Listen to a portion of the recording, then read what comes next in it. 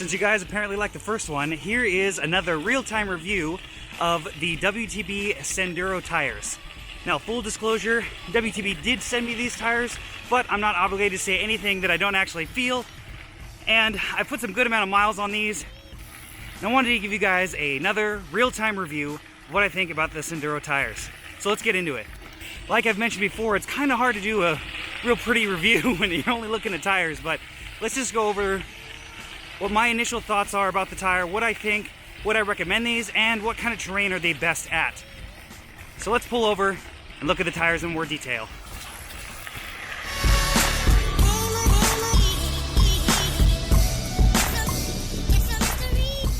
So for my initial thoughts on the Senderos, these are definitely the more aggressive 650B tread patterns that I think you can get right now. There was no one else that I've really seen that's got something this aggressively knobby in a 650 by 47. And from what I've gathered on WTB's website, they really developed for hardcore events like Grinduro or Dirty Kansas, where you're going to be in more rough terrain or want to go hang out with your mountain bike buddies on your gravel bike. And my real opinions are these actually kind of really hold up to what they're saying. They're the most aggressive and definitely have the best traction out of all the 650s I've tried. Now, the big thing that I really worried about when trying these tires out is what the rolling resistance was going to be like. Knowing that if it's not just a pure dirt ride and I got to do some road miles, are these really going to be a really big step down as far as rolling resistance compared to the WT Ventures, which I'm going to review next, as well as the WT Byways, which I have plenty of miles on. And to be honest, you definitely do feel a rolling resistance difference on these compared to the Byways. Definitely on the road sections, especially when you're going downhill. I know that sounds strange, but when you're going downhill, you don't pick up speed like you normally would on something like a Byway or the Horizons. So keep in mind, these are definitely going to be a lot slower on the road, and you're going to feel it, and you're going to kind of hear a little bit of a road hum, but they really, really shine in the dirt.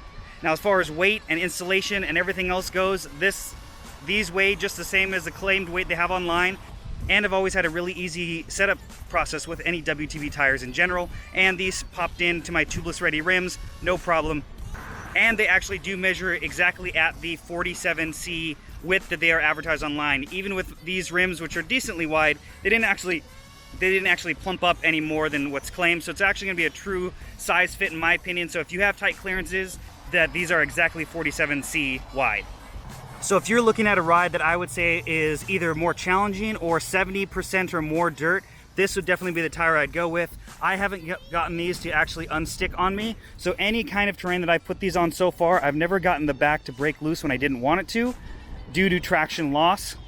And as far as my setup on the street, I definitely pump these up close to max PSI for the least amount of rolling resistance. Then when I get to the trail, I'm about 185 pounds right now, and I run these about 30 to 35 pounds in the rear and 25 to 30 in the front, depending on the terrain and what I'm going to be working with that day on the trail.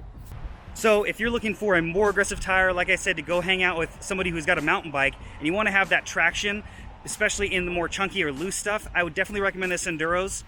The Byways are a great mixed condition tire if you're doing more road, because you definitely want that smooth road feel, and those I put tons of miles on and think they're great, but they held no candle to the Senderos as far as grip on the really steep stuff or the really loose stuff. These are definitely a lot more confidence inspiring going downhill especially, and they corner really nicely, and if they do start to maybe slip a little, they're very progressive when they do it. The Byways tend to slide and you kind of catch it right on that shoulder knob. This kind of progressively breaks away. Again, I've never had it drift or slide on me fully, but I've felt a little bit of a mild shimmy in the back every once in a great while. But I would definitely recommend these. So thanks for watching this video. If you like these real-time reviews, I'll do them more often if you want to see more of the outside. So if you like this video, please make sure to turn notifications on so you can see all my reviews coming forward, as well as follow me on Facebook and Instagram. I post them on there almost daily, and make sure to subscribe to this channel. And thanks for watching another episode of Locked In.